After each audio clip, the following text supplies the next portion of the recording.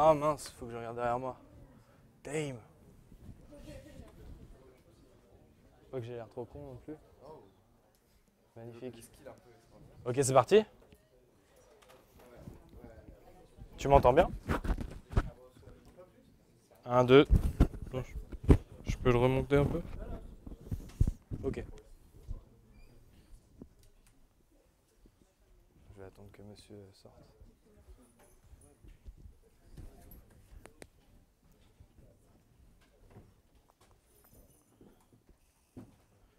Ok, c'est bon. Donc, bonsoir à tous. On est au Gamelier. Donc on est une petite asso ici au centre de recherche interdisciplinaire. On fait des jeux, on parle de game design. Et donc ce soir, on va faire quelque chose sur Twine dans le cadre de l'Ada Week. Donc Mourjen, dans une minute, tu vas présenter l'Ada Week. Avant, je voudrais vous montrer le site web donc, du Gamelier. Vous pouvez retrouver des infos concernant les futurs événements. Donc c'est ici en haut à droite. Donc le prochain événement, ce sera le 19 sur la question de la reproduction sociale et de la responsabilité du gameplay dans ce phénomène. Ça va être assez intéressant. Je crois que c'est un chercheur de l'ENS qui vient présenter, Nicolas, je ne sais plus quoi. Mais vous pourrez trouver ça sur Facebook, Meetup, sur ce site web. Tu connais son nom? Non, Nico. D'accord. Ok, bah c'est Nico, voilà. Et sinon, je pense que fin octobre, on a un invité surprise venu de Berlin. J'en dirai pas plus, mais ça va être assez intéressant. Et ensuite, novembre, on va avoir sûrement une game jam et donc quelque chose sur le Japon, l'industrie du jeu. Et ces événements ont lieu pendant toute l'année scolaire. Généralement, l'été, on se calme un petit peu, on prend des vacances. Voilà, voilà. Et donc, si vous n'avez pas pu assister aux conférences, elles sont postées en ligne sur YouTube. On vient de lancer un channel YouTube, mais on s'est fait directement strike le channel, donc il faut qu'on attende un petit peu pour pouvoir relancer ça. En tout cas, les conférences sont trouvables sur Internet, il n'y a pas de souci. Vous pouvez retrouver des personnes qui sont dans la salle et d'autres. Voilà. Pour ce qui est des game jams, donc c'est sur itch.io, mais je pense que vous en parlerez un petit peu plus. Vous avez pas mal de game jams qui ont été organisés, vous pouvez retrouver les jeux, les tester. Et donc pour ce soir aussi, vos protos, vous pourrez les mettre dessus, on vous reprécisera l'adresse. Voilà, voilà. Que dire de plus? Je sais pas. Je pense que ça me suffit pour moi. Donc maintenant, je passe la parole aux organisateurs de la soirée. Donc bienvenue pour cette soirée à l'honneur des femmes. Voilà. Je vais parler vite fait de la DAWIC puisque je suis pas proprement parlé de l'association, mais je fais le lien entre le Game Lab et la DAWIC et les gens de la DAWIC n'ont pas pu être là ce soir. Donc c'est la première édition de la DAWIC. C'est une association donc, qui a été fondée cette année en fait. C'est sa première édition donc forcément. Voilà, c'est l'idée en fait de Ada, c'est Ada Lovelace, donc le premier programmeur au monde, qui est donc une femme. Donc ouais, c'est assez intéressant pour le coup. Et donc voilà, l'idée en fait c'était d'organiser une semaine en fait à l'honneur des femmes dans le numérique en général, donc dans l'informatique, dans la programmation, mais aussi dans le domaine économique et enfin voilà ce qu'on appelle les STEM, voilà, économique, scientifique, etc. Et du coup, voilà, c'est des gens qui sont rassemblés, qui ont dit on va faire un gros événement et on va organiser plein de choses en fait dans ce cadre-là. Et nous, le Game Lab, le micro, le Game Lab. Donc du coup, on organise ce soir cette Game Jam donc sur Twine. Je pense qu'on expliquera plus pourquoi après. Et voilà, voilà, voilà.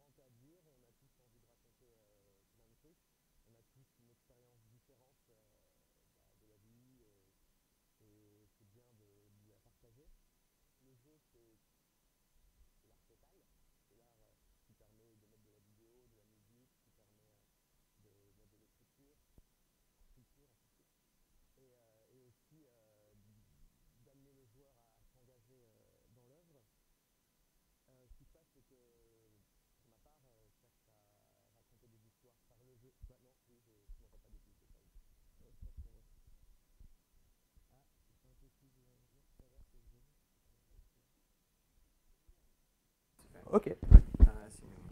Ça va le faire, là. Tu me dis. Si je tapote en même temps, non? Donc voilà, et le principe c'est que je cherche à raconter des choses depuis longtemps. J'ai commencé par essayer de le faire via l'écriture, mais l'écriture c'est très linéaire, puis il y a beaucoup de concurrence, il y a beaucoup de gens qui savent bien écrire, du coup j'ai lâché l'affaire. Ensuite je me suis dit bah, les jeux vidéo c'est bien, pour les raisons que j'ai évoquées un peu plus tôt. Et l'autre problème c'est que je ne sais pas programmer pour ma part, voilà, j'ai fait L, je suis très mauvais en maths, et puis je suis assez défaitiste à ce niveau-là et très paresseux. Du coup, je me suis dit, bon, bah, je ne vais pas essayer de programmer, en revanche, je vais quand même essayer de créer des jeux sans forcément savoir programmer. Il y a plein de façons de faire, hein. On peut rejoindre une grosse boîte de jeux vidéo dans laquelle d'autres gens savent programmer. On peut participer à des game jams, c'est pour ça que j'ai mis ce site web derrière moi, parce que c'est ce que j'ai pu essayer de faire ces dernières années, organiser plein de game jams pour permettre à des gens de se rencontrer et de créer des jeux ensemble.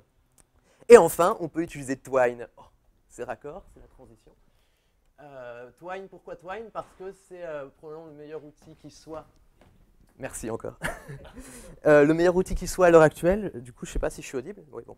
Le meilleur outil qui soit à l'heure actuelle pour, en quelques minutes, heures, enfin vraiment pas longtemps, tout de suite faire quelque chose d'interactif. Et ça me fait mal de le dire parce que j'ai essayé de créer un outil comme Twine il y a de cela 5 ou 6 ans. Et ouais, ok, Twine est mieux que l'outil que j'ai essayé de créer à l'époque. C'est ultra simple, vous allez voir ça tout à l'heure. Gabriel va vous présenter l'outil plus en détail ainsi que les meilleures œuvres qui soient. Et pour vous donner un petit exemple, c'est quelque chose que j'ai réalisé il y a à peine une semaine, en moins de 10 heures avec la souris.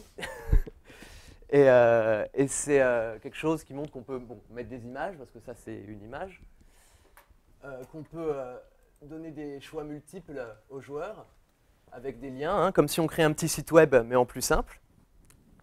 Et enfin, on peut aussi demander aux joueurs de rentrer des textes précis. Là, il y a une petite boîte qui s'est affichée, il faut rentrer quelque chose de précis. Si je rentre la mauvaise chose, il me le fait savoir. Avec le check, on vous apprendra comment faire tout ça tout à l'heure. Donc, ce n'était pas la bonne chose que j'ai rentré. Et enfin, ça permet voilà, de dire ce que vous pourriez avoir à dire, parce qu'il y a aussi ce qu'on appelle des variables. Alors, j'ai un peu menti, j'ai quelques petites notions de programmation, malgré moi. Et les variables, ça permet de, comme la plupart d'entre vous le savent sûrement, retenir des états.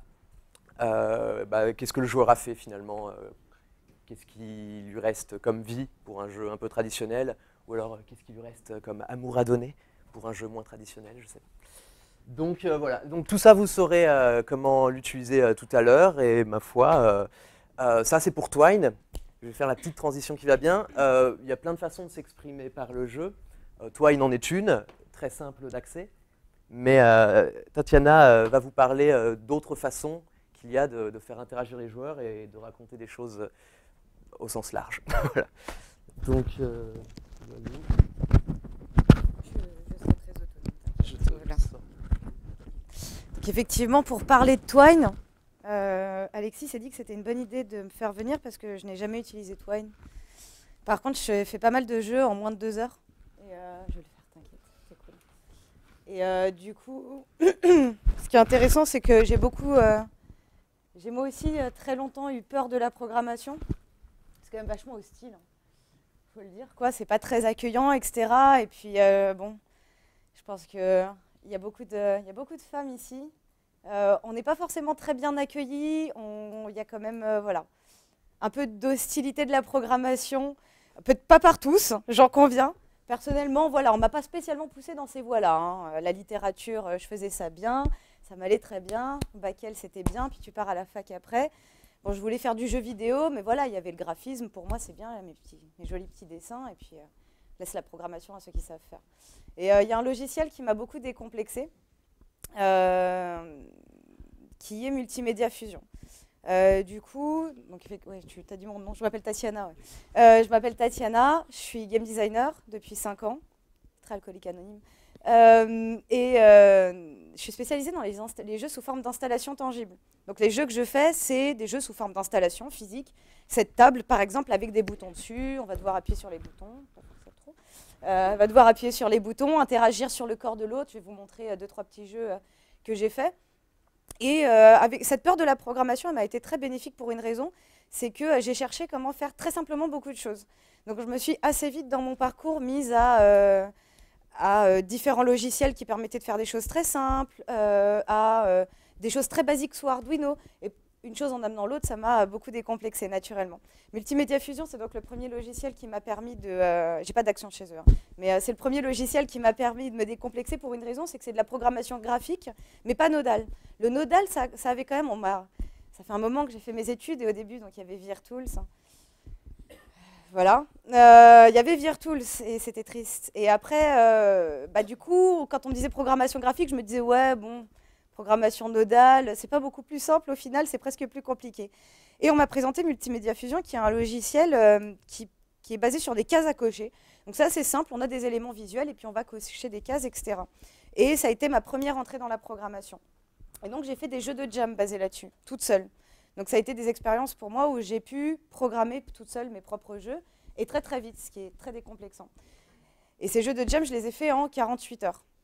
Et une chose en amenant l'autre, j'ai commencé à compresser le temps. Et je me suis retrouvée à faire de l'Arduino très vite, non plus en 48 heures, mais en 2 heures, 3 heures de temps. Et donc, je vais vous montrer des jeux que j'ai faits dans ce temps-là. Ah oui, c'est vrai que c'est magnifiquement bien pensé, ce truc. Comment faire? Ah, c'est pas mal, ça. Bah non, c'est pas bien. Alors, c'est pas grave, on va s'adapter à la technique. Et ça, c'est le premier jeu que j'ai fait toute seule. Comme ça, on va faire une petite cross. Ça s'appelle Latchi, c'était mon premier jeu Unity. Je l'ai fait en 36 heures toute seule. C'est un labyrinthe donc en 3D, basé sur des patterns. Donc je ne savais pas faire grand-chose à l'époque. Mais par contre, ce qu'on m'avait appris à faire à l'école, c'était texturer des mèches 3D. Je ne savais pas faire de mèches 3D. Par contre, je savais faire des cubes sous Unity, puisqu'il suffit de faire Create Cube. Et donc du coup, j'ai fait des patterns sous Photoshop, de cubes noirs et blancs. Je les ai mappés partout. Puis petit à petit, sous Photoshop, j'ai fait des patterns qui se détruisent un peu. Donc les cubes tombent un peu, machin. Puis à force de mapper ça sur des cubes, petit à petit, on a du mal à lire l'espace. Et donc du coup, j'ai joué avec cette contrainte-là et j'ai fait tout un labyrinthe 3D basé sur la déconstruction de l'espace.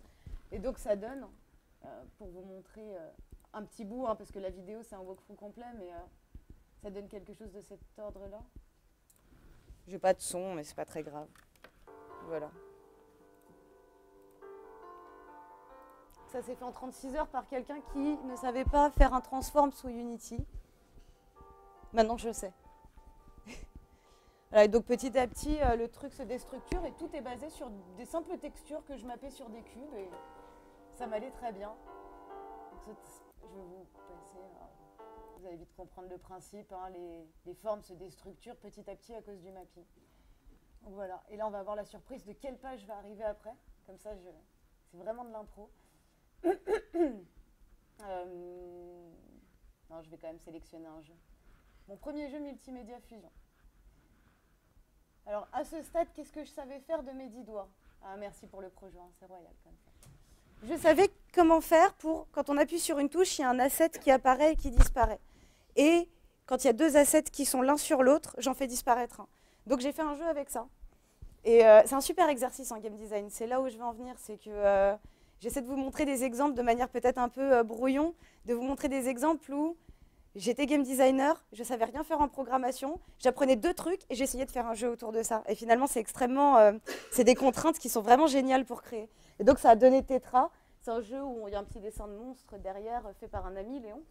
Et donc, on a des espèces de langues qui bougent.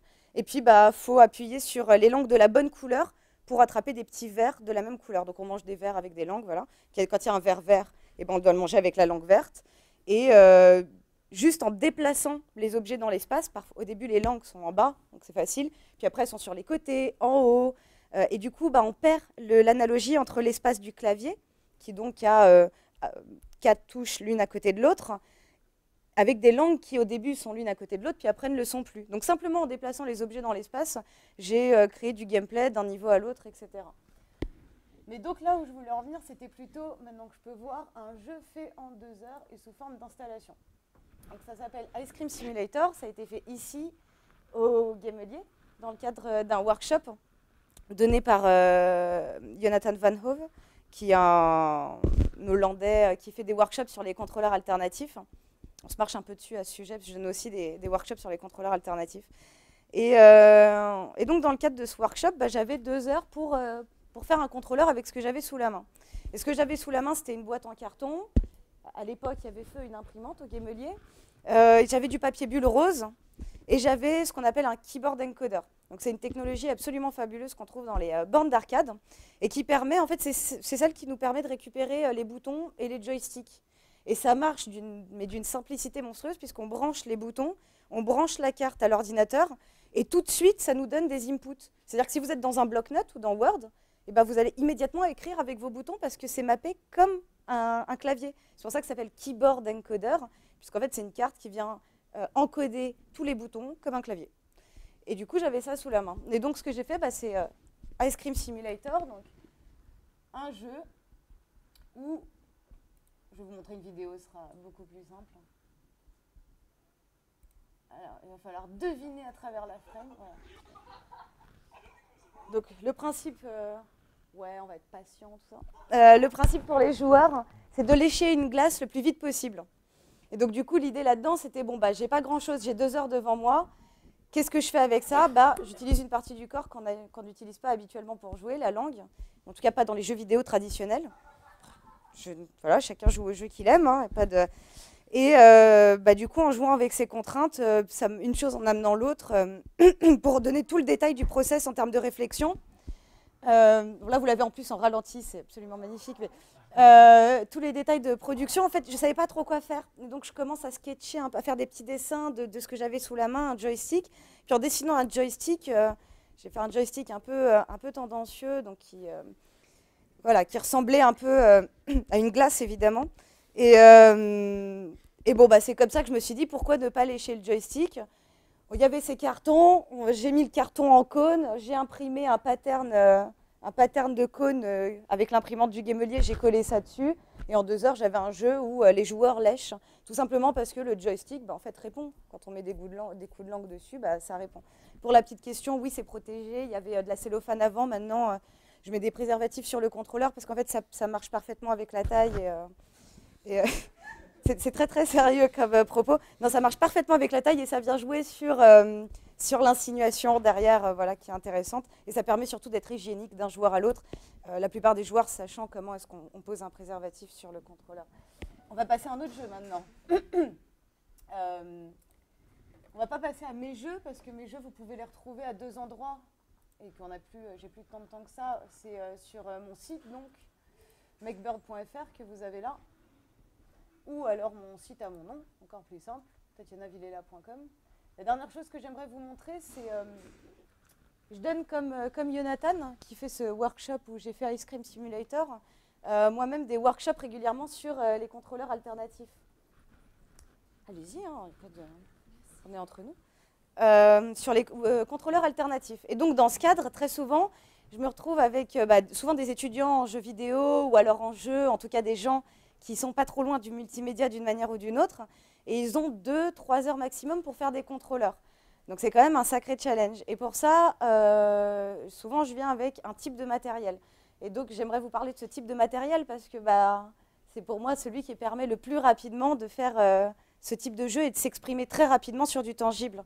Je vous passe évidemment le carton et tout ce qui est travaux d'art plastique traditionnels, de la feutrine, des Posca, des choses comme ça. Mais surtout, derrière, c'est des technos très simples de type le makey-makey, que probablement certains d'entre vous connaissent, d'autres peut-être moins, d'autres peut-être pas du tout. C'est une petite carte, c'est dommage que j'en ai pas ramené une, j'aurais dû en ramener une. C'est une petite carte en fait qui permet, comme le keyboard encoder que je vous expliquais tout à l'heure, de faire pareil, mais avec tout ce qui est conducteur. Donc on peut prendre une feuille d'aluminium industriel, comme on a pour l'alimentaire, et en faire un contrôleur. On peut se faire un chapeau contrôleur si on veut, etc. Il y a une main levée. Ah, très bonne question. Je vais l'écrire directement si c'est possible. Si tu veux, on peut les ramener. Ouais, ça pourrait être sympa. Peut-être pour la fin. après le passage, après l'intervention de Gabriel, on pourra vous montrer un Meki entre nous de manière plus informelle.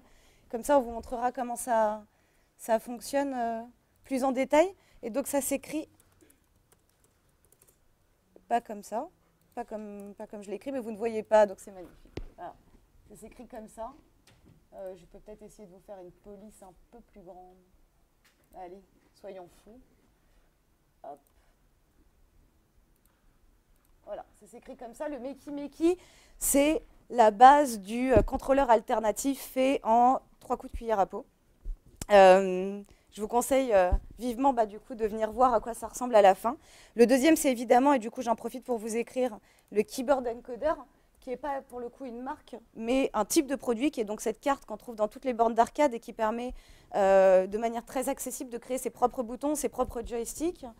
Le dernier que j'avais en tête, c'était le The Verve. Et là, je vais ajouter le nom de la boîte qui le fait, parce que The Verve étant le nom d'un groupe très connu, c'est difficile de le retrouver, qui est un peu basé sur le même principe, sauf que lui, il va vous permettre de reconnaître des contrôleurs spécifiques qu'il vous fournit, du type potentiomètre, donc des potentiomètres rotatifs, des potentiomètres linéaires, mais aussi des détecteurs de pression, des détecteurs de chaleur. Et tout ça de la même manière, c'est-à-dire que c'est mappé, c'est compris par l'ordinateur comme un input de clavier. C'est-à-dire que vous allez avoir une chaleur et puis vous allez avoir dans l'interface de Verve entre 20 et 25 degrés. C'est comme si j'appuyais sur la lettre A. Et du coup, vous pouvez faire derrière votre jeu ou votre expérience interactive comme si c'était avec un clavier, en lui disant quand j'appuie sur A, j'affiche telle image. Et du coup, quand le contrôleur sera entre 20 et 25 degrés, l'image s'affichera. Voilà, c'est des technos, il en existe beaucoup d'autres. S'il y en a d'autres qui vous intéressent, vous venez me voir à la fin ou vous m'envoyez un mail, vous avez mes contacts sur le site. Et donc la dernière chose que je voulais vous montrer, c'était ce que les participants au dernier workshop que j'ai donné ont fait. C'est très très court, ça dure 30 secondes et c'est un melting pot de tout ce qu'ils ont produit. On va être un tout petit peu patient ce coup-ci puisque c'est la vidéo finale. Allez, tu peux y arriver.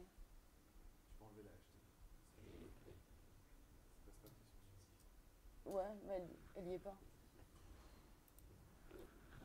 Bon, ça c'est un programme, ils ont pris le jeu de Street Fighter, sauf qu'ils ont pris pour chaque personnage 4 joueurs. Et du coup, il y a 4 joueurs qui contrôlent chaque personnage de Street Fighter. Donc du coup, il y en a un qui va gérer les points, l'autre les pieds, et ça donne des choses un peu bizarres. Là, on avait Canabalt, mais avec quelqu'un qui simule une licorne, qui a donc le bouton sur le front et quelqu'un d'autre doit lui taper sur le front. Et là, on en a passé un, désolé, mais là, on a l'Ostrich Simulator.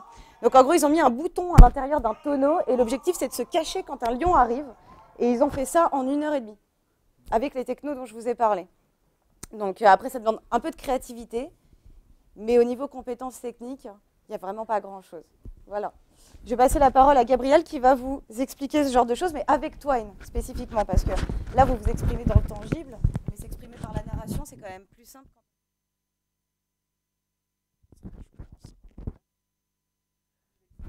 Est-ce qu'on m'entend? Hop là. Donc ouvre-moi juste Twine. Je vais faire une autre, comme ça t'es pas perdu. Donc alors bonsoir, moi c'est Gabriel et je fais des jeux vidéo, notamment avec Twine. Donc Twine, qu'est-ce que c'est? Alors en fait Twine c'est un moteur. Un moteur, alors pour ceux qui ne connaissent pas, c'est grosso modo ce avec quoi on fait un jeu vidéo. Donc il y a des moteurs très puissants qui peuvent faire plein de trucs, par exemple, je sais pas, les Call of Duty, pour les faire, on les fait avec des moteurs. Il y a des moteurs plus accessibles, par exemple Construct, avec lequel on peut faire des jeux en 2D avec des fonctions toutes simples de glisser-déposer. Et enfin, il y a des moteurs avec des usages très spécifiques qui sont très simples à utiliser. Et Twine en fait partie. Donc Twine, est-ce que... Hop là, c'est là, c'est parfait. Attends. Ok, ça va être un peu sportif. Ok. Alors, donc Twine, en fait, Twine, c'est cette interface. En fait, c'est un moteur qui permet de faire des jeux textuels. Donc, c'est grosso modo, vous avez une page web. Et pour avancer dans le jeu, vous appuyez sur des liens vous cliquez sur des liens hypertextes. Et c'est très facile à faire. Avec ce moteur, il y a une grosse scène aux US, majoritairement des femmes LGBT ou des hommes aussi LGBT, qui ont fait des jeux sur, par exemple, les thèmes de la dépression, sur quoi d'autre, sur leur expérience par rapport à tout ce qui est dating et relations amoureuses, mais d'autres types de jeux comme récemment une partie de Donjons et Dragons avec Vin Diesel. Donc voilà, il y a une créatrice américaine qui a fait ça, et donc c'est juste pour vous dire que vous pouvez vraiment faire tout ce que vous voulez avec Twine. Vous pouvez vraiment parler, par exemple, de vos expériences, de ce qui vous est arrivé, mais aussi de choses complètement loufoques, de choses qui n'ont pas de sens. Vous pouvez faire vraiment ce que vous voulez. Donc, pour vous montrer comment fonctionne Twine, en fait, je vais faire un jeu en live devant vous, si j'arrive à gérer l'écran et la souris qui est là. Et donc, vous inquiétez pas pour tout ce qui est instruction, tout ça. J'ai fait un petit fichier texte que je pourrais vous passer après pour tout ce qui est syntaxe. Et on va commencer. Ok, donc l'interface de Twine, c'est ça. Donc, c'est la version 2. L'interface a un peu changé depuis la première version. Donc, pour info, c'est la version 2. Donc, pour créer une nouvelle histoire, on appuie sur...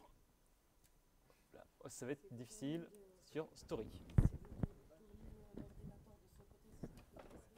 Alors, hop, attends.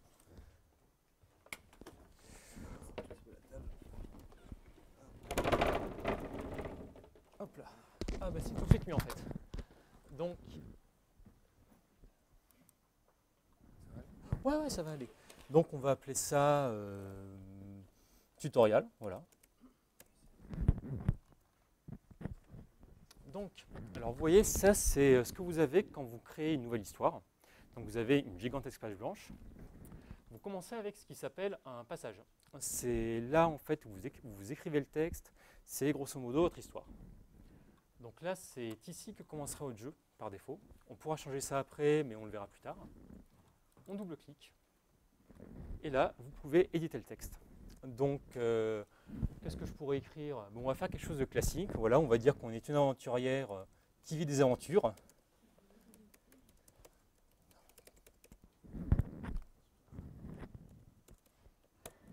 Et là, si on n'a que ça, c'est bien, mais c'est un peu nul quand même. Parce que l'intérêt de Twine, en fait, c'est de pouvoir avancer dans les histoires. Et donc, ce qu'on va faire, c'est qu'on va créer un lien vers un passage suivant. Donc ce qu'on va faire, bon, évidemment le saut de ligne. Donc mettons que là c'est le début du jeu et on va proposer aux joueurs de choisir une arme. On va dire, on va lui donner le choix entre une épée ou une lance. Donc ce qu'on va faire, on va permettre aux joueurs de choisir une épée. Et là ce qu'on fait, alors je reviens un peu en arrière, pour créer un lien, j'ai fait plein de fautes d'orthographe, c'est horrible. Pour créer un lien, en fait, la syntaxe, donc encore une fois, vous ne prenez pas trop la tête sur ça, je vous passerai un petit fichier après. Vous mettez deux brackets ici, on avance. Et là, le texte qui est là, je vais surligner, c'est le texte qui sera affiché dans le jeu. Ah merde, voilà. Là, en fait, on sépare avec une petite, je ne sais pas le nom de cette barre, c'est Alt. Voilà, c'est parfait. Et là, j'écris épée. Ce sera le nom du passage auquel on ira si on clique sur ce texte. Donc là, je vais faire mes brackets. Et vous voyez, là, c'est en bleu. Donc ça veut dire que c'est bon, tout marche. Je vais également permettre aux joueurs de choisir une lance. Et ça nous amènera à un autre passage. Le passage, allez, on va dire lance. Voilà. Très original, encore une fois. Et là, comme vous voyez, il y a deux passages qui sont créés. Voilà, on a déjà fait un embranchement. Et vous pouvez déjà faire des jeux complets avec juste ça. Voilà, c'est fini. Non, je rigole. Oh, je vais vous montrer d'autres petits trucs. Hop là. Donc, je vais mettre ici. C'est bon là? C'est parfait. OK. Bien sûr. En fait, ce que tu as écrit, c'est que tu as écrit l'action et après tu as mis le alt et après tu as mis le nom du lien. C'est ça. Et est-ce que le nom du lien apparaît pour le joueur? Ouais. Alors, par défaut, oui, mais c'est possible de le cacher. Mais je vais être honnête, je ne sais pas comment le faire. Mais voilà, mais c'est pas très visible. Voilà, c'est pas très visible. Encore une fois, ce qui est visible pour le joueur, bah, attendez, je vais vous montrer en live, on va y jouer. Et ça ouvre, alors ça ouvre sur la mauvaise fenêtre. Ok, oh, mais c'est génial la technologie. Donc voilà, donc je suis une aventurière, j'ai fait une autre faute d'orthographe et je vais choisir l'épée. Bon, j'ai pas encore édité le texte, mais on est sur le passage de l'épée. Et voilà. Donc maintenant, voilà, il n'y avait pas le nom de passage inscrit, donc tout est nickel. Bon, ça c'est très bien, mais encore une fois, là on a un petit problème. Comment est-ce que le jeu sait qu'on a choisi une épée ou une lance? Parce qu'en fait, un ordinateur, c'est extrêmement con. Il fait uniquement ce qu'on lui dit de faire. Donc, il faut trouver un moyen de dire au programme, ok, tu as choisi une épée, tu as choisi une lance. Donc, ce qu'on va faire, on va utiliser les variables. Donc, je reviens hop là ici. Donc, une variable, c'est quoi? C'est un élément du jeu qui peut être modifié. Voilà, par exemple, dans un jeu de combat, les points de vie, c'est une variable. Dans un jeu de rôle, le nom que vous entrez au début du jeu, c'est également une variable. Donc dans Twine, il y a 3 types de variables qui sont principalement utilisées. Vous n'êtes pas obligé de retenir les noms, essayez juste de retenir ce qu'elles font. Il y a les variables booléennes, donc c'est si quelque chose est vrai ou faux. Il y a les chaînes de caractères, par exemple le nom d'un personnage. Et, alors je vais essayer de le dire en anglais, mais mon accent est horrible, les integers, c'est parfait, les entiers, c'est les chiffres. Donc ce qu'on va faire, c'est qu'on va, en fait, on va créer 2 variables. On pourra en créer qu'une, mais c'est histoire de vous montrer plein de trucs. On va créer une variable arme, où en fait, on va stocker dans une chaîne de caractères le nom de l'arme qu'on a choisi. Donc ce qu'on va faire, pour créer une variable, il faut simplement écrire set, 2 points. Là, ça veut dire que l'on dit que telle variable est égale à telle chose. Ensuite, le signe du $, c'est la syntaxe de Twine, en fait, c'est histoire de dire que c'est une variable. On va appeler cette variable arme, tout simplement. Et on va dire pour l'instant, vu qu'on n'a pas encore choisi, on va juste dire qu'elle est égale à rien. Et on pourra la changer plus tard. Ah putain. Désolé pour le... Hop là. Est-ce que jusqu'ici c'est compréhensible? Ok, on va en créer une deuxième en même temps. Vous verrez plus tard pourquoi j'ai fait ça. On va créer une variable booléenne, donc c'est pour dire si c'est vrai ou faux, et la variable épée, pour savoir si on a pris une épée. Donc, j'ai pas mis les 2 points.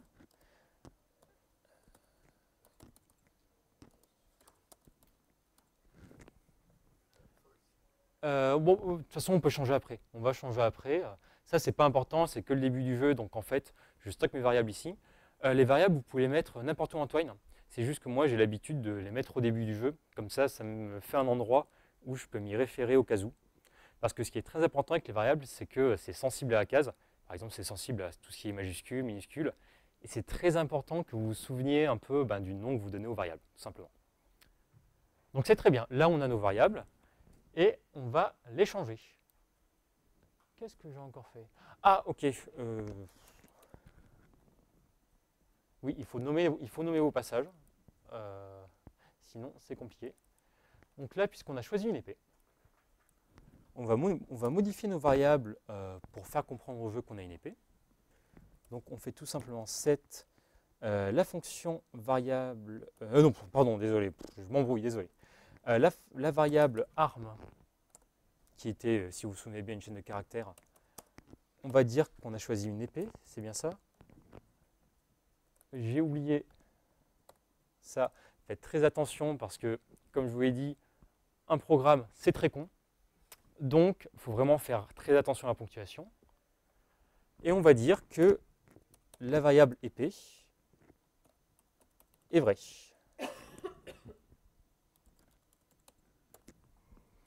Et là, on va écrire un texte disant « Vous avez choisi l'épée ».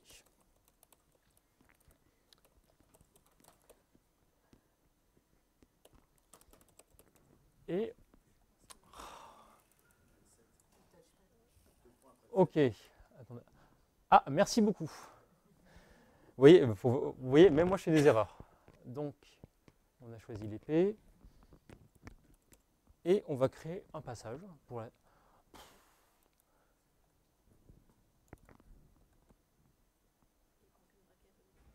Merci beaucoup. Oh oui, ben, j'ai vraiment besoin d'aide là. Donc, on a un passage là. On va faire un copier-coller tout con, mais en modifiant bien évidemment ce qu'on a besoin de modifier pour la lance. Donc, on va dire que l'arme ici, c'est une lance. Et puisque ce n'est pas une épée, la booléenne, la variable épée sera fausse.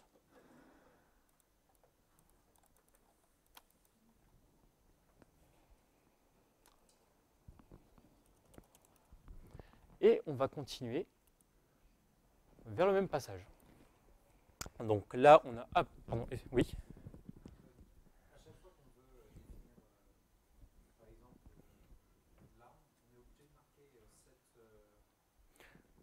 Ouais, c'est... après, ça dépend ce que tu veux faire, mais si tu veux que l'ordinateur prenne en compte ton choix, il faut écrire set, le nom de la variable, tout, le nom de l'objet que tu veux faire. Oui. Alors après, encore une fois, c'est suivant ce que tu veux faire. Mais d'une manière générale, si tu veux que l'ordinateur prenne en compte ton choix, il faut lui dire en fait. Voilà. Dis-toi que l'ordinateur, c'est l'être le plus con auquel tu n'as jamais parlé. Et il faut lui dire absolument tout.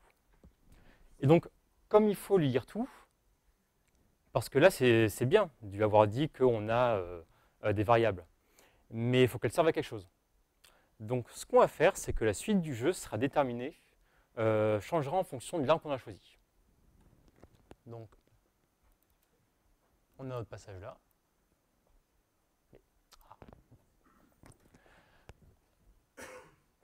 Qu'est-ce que j'ai fait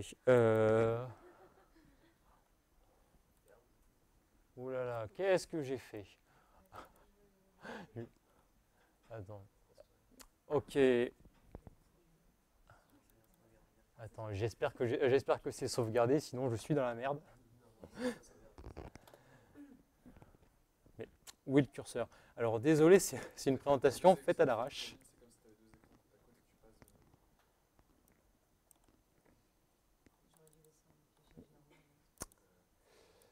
Alors laissez-moi relancer Twine.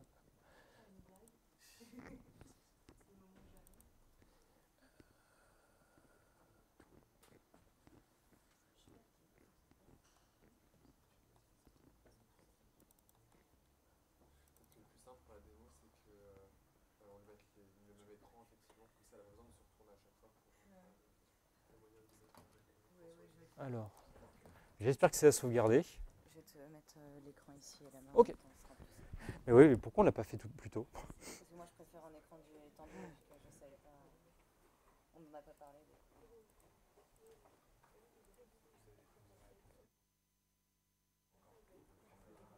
Oui, alors pendant qu'on configure un peu tout, si vous pouvez, vous avez le code du Wi-Fi qui est là, et vous pouvez installer déjà Twine. Et voilà. Si la programmation aussi vous fait peur, vous pourrez travailler en groupe après. Et vous pourrez nous poser des questions, bien sûr. On est là pour vous aider. Génial, ça a sauvegardé. Donc, la suite du jeu sera déterminée en fonction de l'arme qu'on a choisie. Donc on va tout simplement écrire quelque chose. Qu'est-ce qu'on pourrait écrire Allez, on va dire qu'on rencontre un dragon. Voilà. Dès le début du jeu, on est comme ça. Oh, mais c'est parfait. Et donc, bon, c'est très bien, on rencontre un dragon. Donc là, ce qu'on va dire au jeu, en fait, on va partir du principe que si on a choisi l'épée, on va le tuer. Et si on a choisi la lance, on va mourir. Voilà, c'est totalement arbitraire, mais c'est vraiment pour vous montrer. Donc, ce qu'on va faire, c'est qu'on va demander, c'est qu'on va dire au jeu, ok, si la variable épée est vraie, on tue le monstre. Et si ce n'est pas le cas, eh bien, on meurt. Donc, ce qu'il faut faire, en fait, on utilise if.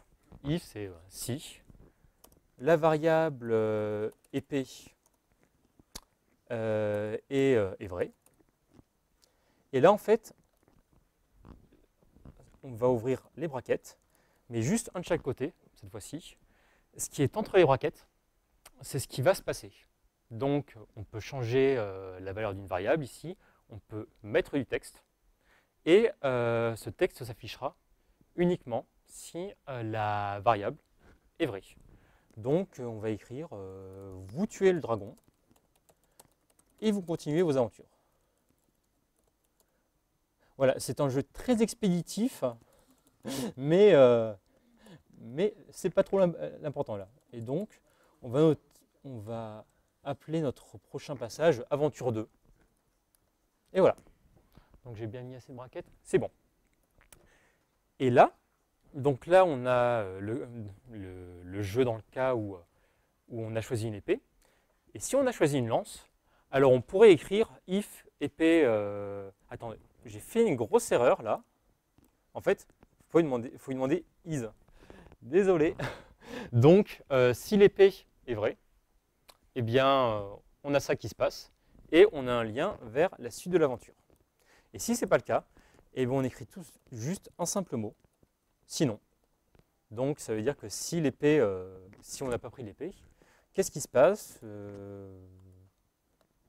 Eh bien, on va tout simplement dire qu'on est mort. Voilà. Vous êtes mort. Et le jeu s'arrête là. Voilà. Donc, tac, tac, tac. Eh bien, on va tester à la limite, voir si ça marche. Donc, pour tester, en fait, vous avez le bouton play là. Vous appuyez. Donc, on est une aventurière. On choisit une épée. On a choisi l'épée. On rencontre un dragon et on le tue. Donc là, on va revenir en arrière. On choisit la lance. Tac, et on est mort. Donc, comme vous le voyez, tout marche. Quand vous faites un jeu avec des variables et ce genre de choses, testez souvent parce qu'une erreur est vite arrivée. D'ailleurs, tout à l'heure, vous avez vu que j'avais oublié des petits points, ce genre de choses. Donc, voilà. Est-ce que pour tester, on peut choisir l'endroit d'où on part pour commencer? Bien sûr. En fait, il suffit... Attendez. Oui, donc en fait, là, c'est la fonction debug. Donc c'est pour, grosso modo, c'est une fonction pour les devs. Bref, tu choisis test story depuis ici. Et voilà. Donc il faut faire par contre attention à ça parce que si par exemple tu testes ton histoire à partir d'un point qui n'est pas le départ, si tu as besoin d'une variable, si à un moment le jeu t'interroge sur une variable et qui n'a pas encore été créée, tu as un bug. Donc voilà. Mais sinon, tu peux tester ton histoire depuis n'importe où. Donc ça c'est déjà pas mal. On va faire autre chose. Puisqu'en fait on a fait une fonction qui est en fait le nom de l'arme, on va tout simplement imprimer cette fonction. En fait, imprimer une fonction, ça veut dire on affiche la valeur d'une fonction. Donc là on va juste écrire vous rencontrez un dragon et vous possédez. Donc en fait, on veut que ça change en fonction de l'arme qu'on possède. Donc on va dire, vous possédez une, et là, on va faire print.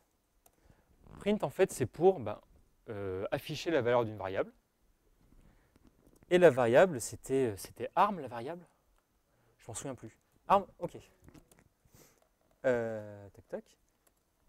Donc là, ça paraît un peu... Donc voilà. On va regarder l'effet que ça a. Donc, on choisit une épée. On continue. Et là, comme vous voyez, il y a l'épée qui s'affiche. Parce qu'en fait, quand on a écrit notre petit passage là, on a fait cette arme tout épée. Donc, la variable, sa valeur, c'est épée. Donc, quand on lui dit affiche la valeur, elle affiche cette valeur. Et voilà. Donc, qu'est-ce qu'on pourrait montrer d'autre? Ah oui, ça c'est pas con. Donc en fait, ouais, alors j'ai pas d'exemple sur moi, donc ce qu'on va faire, je vais vous montrer juste la... Attendez. J'ai peut-être oublié des trucs. J'ai une petite note. Oui, montrer comment mettre le nom d'un notre nom. Donc, je vais regarder mes notes qui sont. Comment on fait déjà? Ok.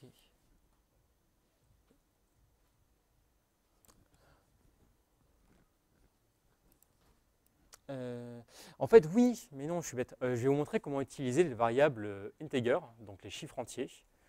Donc là, on repart au début et on va rajouter une variable qui est l'argent qu'on a. Donc on va faire set, on va appeler notre variable argent. Voilà, c'est facile. Prenez des noms faciles à retenir parce que vous devrez vous en souvenir pendant tout le développement et c'est très facile d'oublier les majuscules, les minuscules, ce genre de choses. Et on va dire qu'on a 2 €. Voilà. Donc on écrit juste 2. Et donc là, ce qu'on va faire, on va rencontrer un marchand.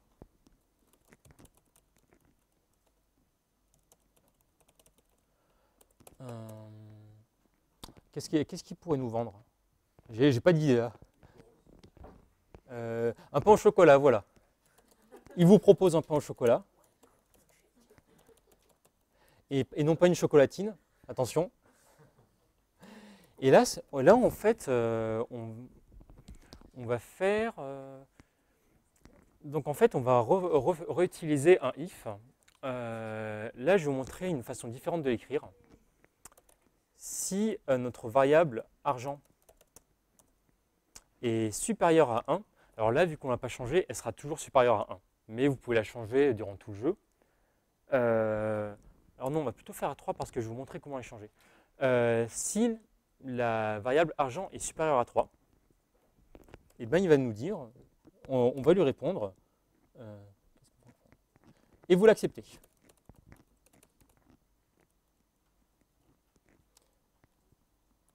Et sinon, on va dire qu'on meurt de faim.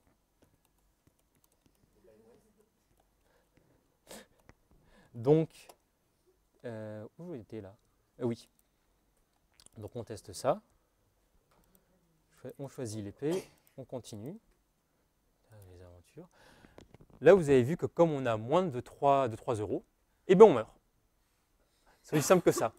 Et là, je vais juste vous montrer pour finir comment on peut changer la valeur, les valeurs integer. Là, en fait, vous tuez le dragon et vous gagnez 2 €. Voilà, c'est pas très cher payé. Donc là, ce qu'on va faire, depuis tout à l'heure, en fait, quand je modifiais les variables, je changeais vraiment la valeur. Et là, ce que je veux faire, je ne veux pas vraiment changer la valeur. Je veux juste ajouter ou retirer. Donc ce qu'on va faire, c'est juste une manière différente d'écrire. On va faire cette... C'était bien argent la fond là-bas. D'accord. Donc, argent. Et ce qu'on va dire, c'est, comme on veut rajouter, on fait plus et égal. En fait, plus égal, ça veut dire quoi? Ça veut dire qu'on rajoute par rapport. En fait, c'est relatif. Grosso modo, plus égal, ça veut dire on rajoute 2 à la valeur déjà existante. Et si vous voulez retirer, vous faites moins égal. Et donc, on rajoute 2. Et on continue les aventures. En principe, ça devrait marcher. Et donc là, on teste.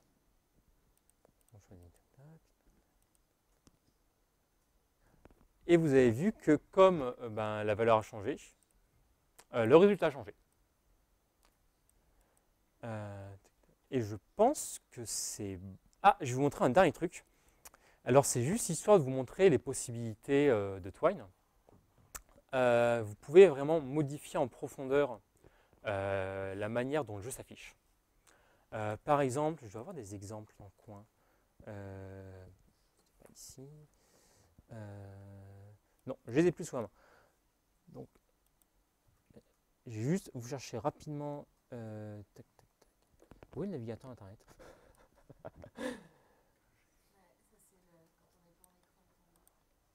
Hop là, bon, c'est le making of. Donc, alors c'est un jeu de Christine Love, que certains d'entre vous connaissent peut-être pour ses visual novels. C'est un de ses premiers jeux faits avec Twine. Et vous allez voir, ça ne ressemble pas du tout à un jeu textuel classique. Donc, vous voyez, là le curseur c'est une cible, là le fond c'est très coloré. Là, et là en fait, voilà, on a ce genre de choses. Et en fait, comment on peut faire ça? Eh bien, on peut éditer notre vœu avec du JavaScript et du CSS. Alors moi, j'y connais rien. Donc voilà, je vais être très honnête, j'y connais rien. Je vais juste vous montrer un petit truc rapidos. Comment changer, vous voyez là par exemple, la couleur de base, c'est du blanc ça. Je suis daltonienne, je ne sais pas. Donc ça, c'est du blanc et on va faire du gris clair. Donc, vous allez dans Edit Story Style Sheet. Et comment c'est déjà? C'est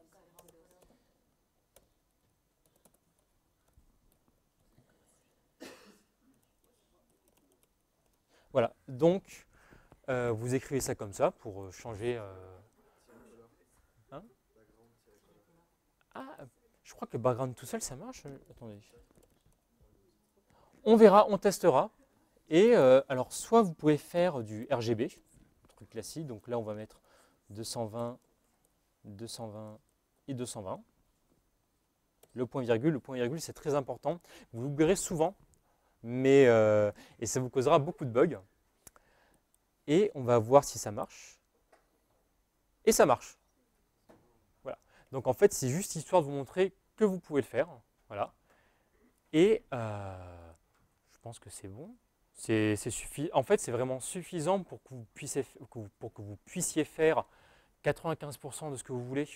Vraiment, c'est à partir du moment où vous maîtrisez un peu les variables. C'était juste pour savoir, on peut aussi ajouter des images, des sons, Ouais, ah putain, oui, j'ai oublié de le dire. Merci beaucoup. Moi, c'est une première pour moi, ce genre de choses qui explique que ce soit un peu nul. Donc, on va prendre une image au hasard sur Internet. Je sais pas, voilà, une image de chat. Voilà, c'est parfait. Donc, ouvrir ma base de données. Oh, copier. Ah mais oui, ce sera le dragon. Donc, alors, je ne me souviens plus comment exactement on le fait. Comment? Ah, voilà. Ok. Oui, parce que j'utilise Twine depuis pas mal de temps, mais j'oublie tout le temps la syntaxe.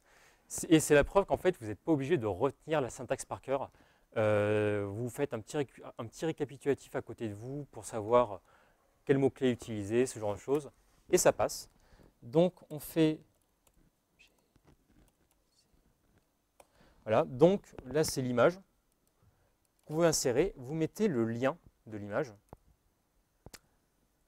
Alors, en fait, il faut savoir que la version de Twine n'est pas encore tout à fait terminée. En fait, dans la version 1 de Twine, vous pouviez directement insérer les images dans le moteur. Là, ce n'est pas encore disponible, donc vous êtes obligé d'utiliser des balises HTML, ce qui est un peu chiant, mais ce n'est pas grave. Et je pense que c'est bon. J'espère que c'est bon.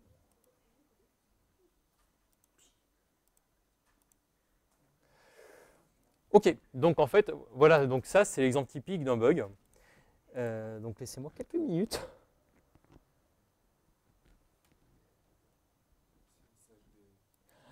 Ah mais oui, mais putain, bah oui, voilà, c'est des balises. Donc d'où l'importance, comme je vous le disais, mais ça va pas s'ouvrir. Ah, voilà. Donc on change ça. En principe, ça devrait marcher. On croise les doigts. Et voilà, on a notre image. Ouh, je suis content que ça marche. Non, mais je vais être très honnête, j'étais pas sûr que ça marche. Donc voilà, donc en fait, je vais refaire un coup histoire de vous expliquer bien comme il faut. Donc là, en fait, Pas encore, pas encore. Dans le premier Twine, il me semble... Tu peux le faire?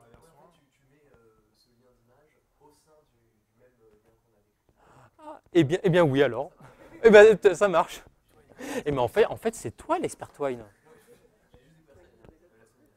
Et donc en fait...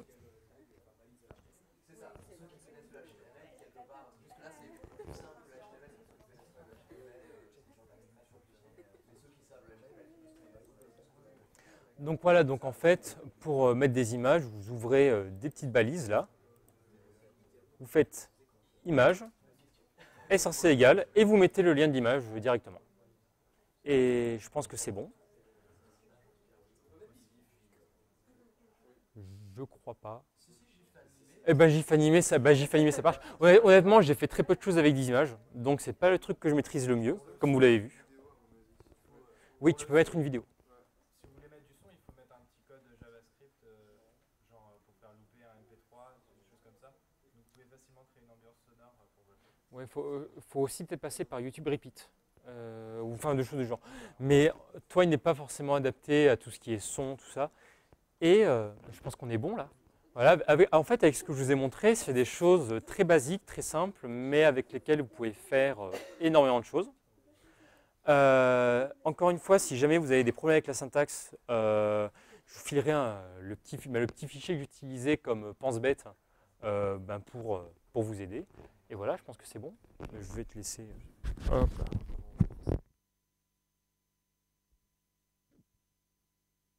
Donc là, c'était vraiment une présentation rapide des possibilités de base, mais ça couvre l'essentiel de ce que vous pourriez avoir envie de faire avec Twine.